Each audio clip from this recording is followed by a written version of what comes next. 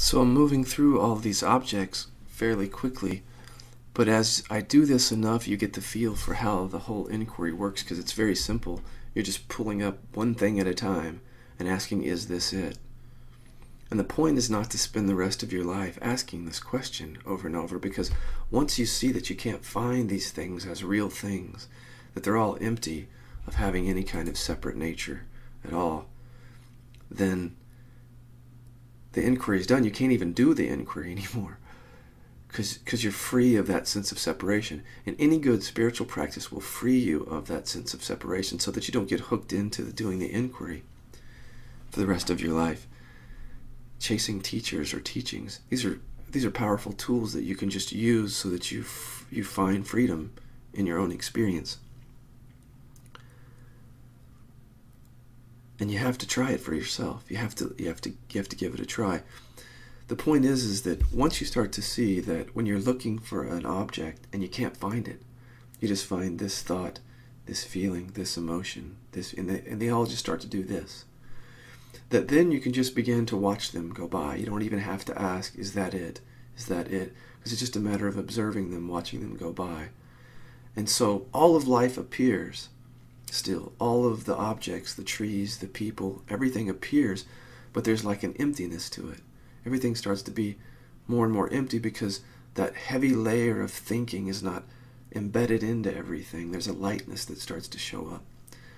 So I think that's what Buddhists mean when they say all form is empty. They mean empty of that kind of separate, concrete, physical, inherent nature, like as if it's really out there, independent of my thoughts. When you see that nothing exists like that, I don't want to say exists, but nothing is known that way, independent of thought and feeling and sensation.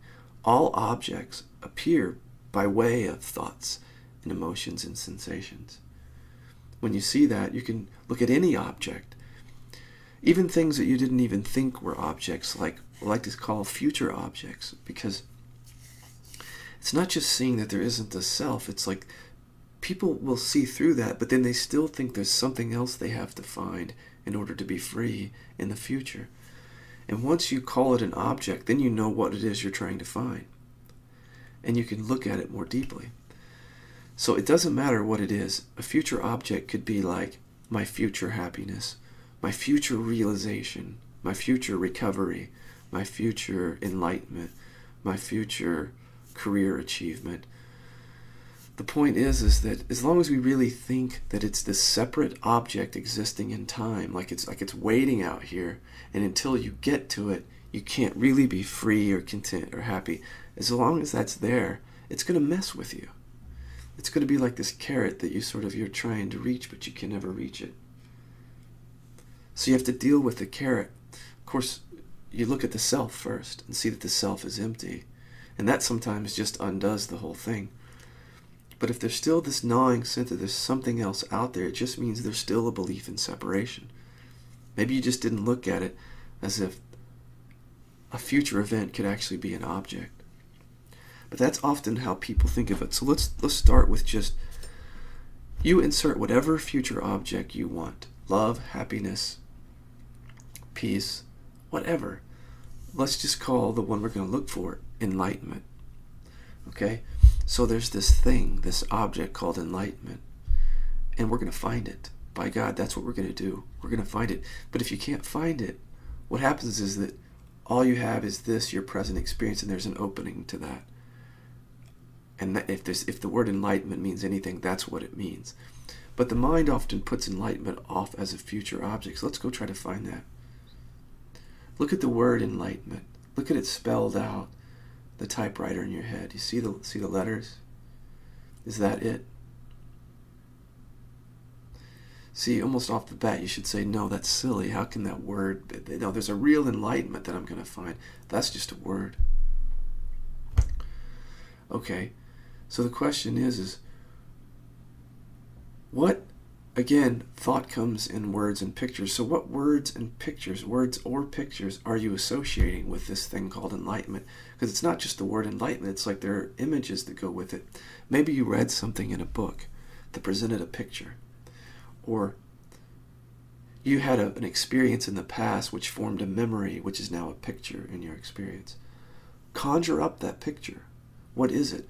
Maybe it's J. Krishnamurti explaining his spiritual experience or his awakening, or maybe it's something Buddha experienced, or maybe it's something that happened to you years ago. A year ago. What you have to know is that now appears just as a memory. So you look at the memory. You say, is that it? Is that enlightenment? Or whatever it is I'm seeking. If you're just observing it directly, you see that it's actually just a picture, and you can let it relax. Why were you chasing a picture? And as you relax and openness happens here in the present moment, this is what I'm seeking here, this present moment.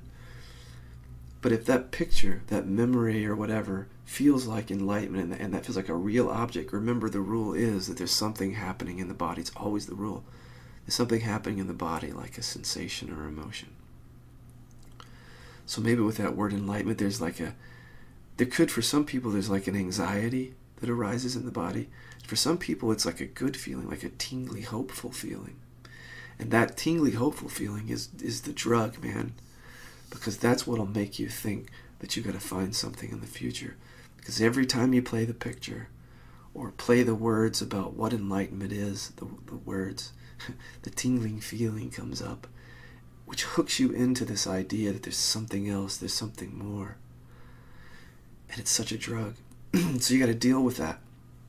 Deal with your present experience more directly. The picture of the future enlightenment, whatever that, let's say it's a tingly feeling. Drop the picture for a second. Feel into the body. Ah, there it is. It's like a nice buzz or something. So you want to look first again to the labels. Whenever you get in the body, you got to start with the mental labels. Let's just say you're calling it a warm and fuzzy feeling. Start with those words. Are the words warm and fuzzy feeling, are those words the enlightenment? No. They're just the words warm and fuzzy feeling. Drop the word, let it rest. Now go into the actual warm and fuzzy feeling, but without words and without pictures.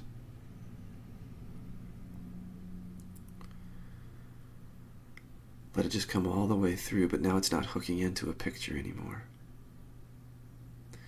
There might be some resistance to this because you're letting go of your image of what enlightenment is, but that's what enlightenment, if anything, it means the letting go of that. It means the breaking through of that into your present experience, which is already this. So just let that tingling feeling come through without placing a thought or label. Remember, the rule is that just as if there's a thought or a picture that feels like an object, it means there's something going on in the body, a sensation or emotion.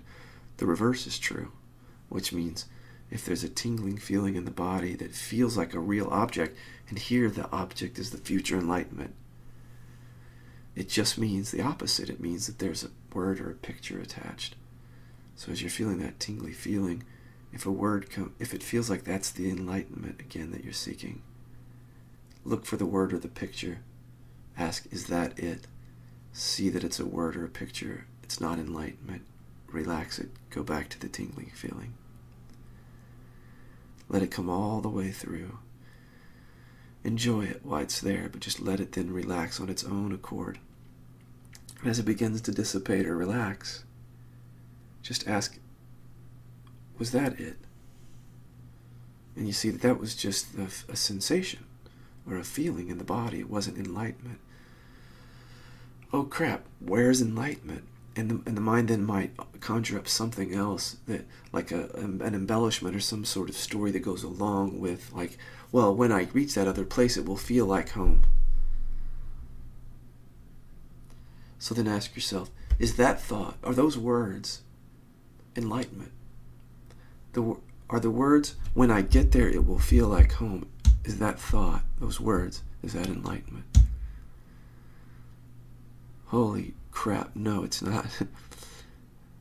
They're just words. At this point, there might even be some anxiety because it's like, well, what have I been seeking? And the answer is, you've been seeking your own imaginings. And that's why people sometimes turn away from this kind of an inquiry because it gets scary for them, because they think, if this thing that I've been dreaming up is not a real object in the way that I thought, what am I doing? Like, what the hell have I been doing? Well, what you've been doing is you've been becoming ready to look at this more deeply, so that when you see that the next story you're conjuring up is just a thought, it's not enlightenment. But if it feels like enlightenment again, get into the body, find out, oh, maybe there's fear there this time. Now you're in the body. Is the word fear? Is that word the enlightenment? No, so you relax it. What about the feeling fear? Just sit with the feeling of fear without trying to do anything with it.